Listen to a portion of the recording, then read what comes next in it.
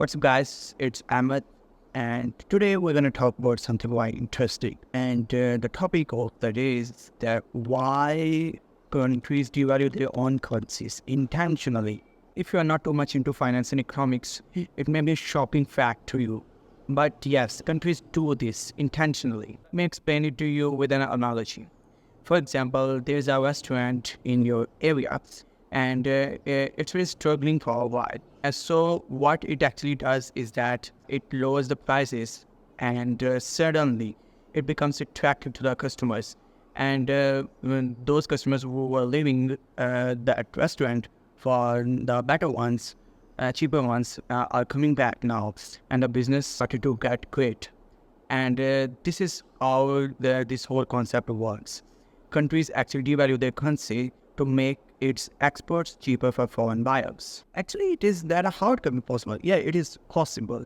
Ever since countries have abandoned the gold standard, a country can easily manipulate the exchange rates of its currency by manipulating the money supply. It can make it weaker and it can make the currency stronger. And what effect it creates is that weaker currency becomes more attractive for the citizens of the stronger currency country, and they are able to buy more goods from that weaker country. So there are three main factors why countries do this. First one is to make exports cheaper. I already explained it, and it is the primary reason.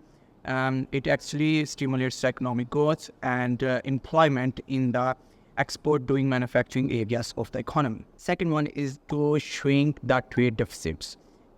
It can be used to make the trade imbalance less, and for the countries with greater trade deficits, they can use this trick to make exports cheaper and make imports expensive for the economy, and it actually improves the trade imbalance, and it actually lowers the trade deficit. This trick is also used to reduce the sovereign debt burden. Countries does this to make the interest payments on their loans less expensive. And it is commonly more incentivized for the countries with greater influence like United States. A lot of other countries hold a lot of treasury bills of the United States.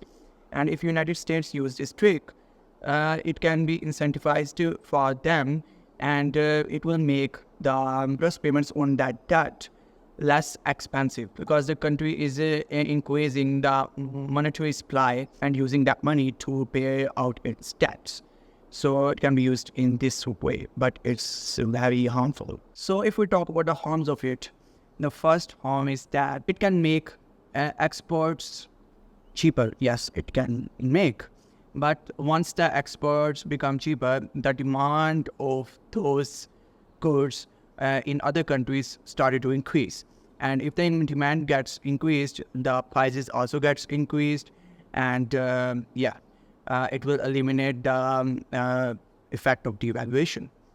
And there's also one risk for those countries who use it and have a lot of debt payments in other currencies here.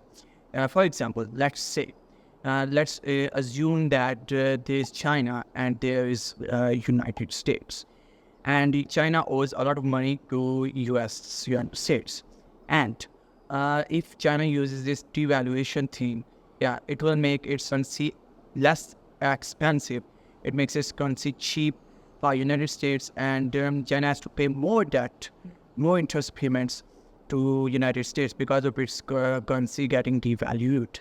It's how this works, and it is a greater risk. It can also be harmful in a way is that if the exports of a country is heavily dependent on the imports of the country. For example, for the manufacturing of goods to export them, the country relies on imported machinery or equipment, and the imports get expensive, and a lot of raw materials gets imported. If then it will get expensive and it will lower the productivity of the economy.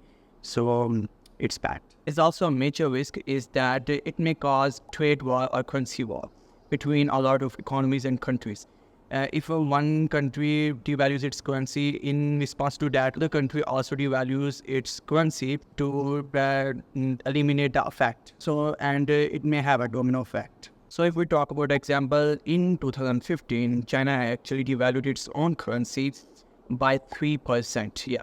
It was a shock to the global financial markets, and it impacted badly to the United States financial markets, Europe, and other areas of the world.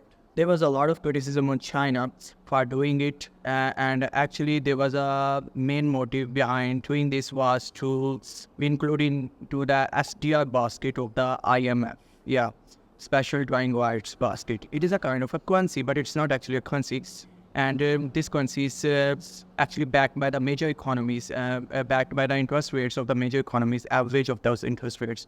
And this STI can be used between the countries who are the IMF members. Actually, China got into the STI basket in 2016, but devaluation was also after some days of data that was shown to be bad. Yeah, bad in the sense that the Chinese exports were increasing at a greater rate, and that brought a lot of criticism to China. So this was all for today, and bye.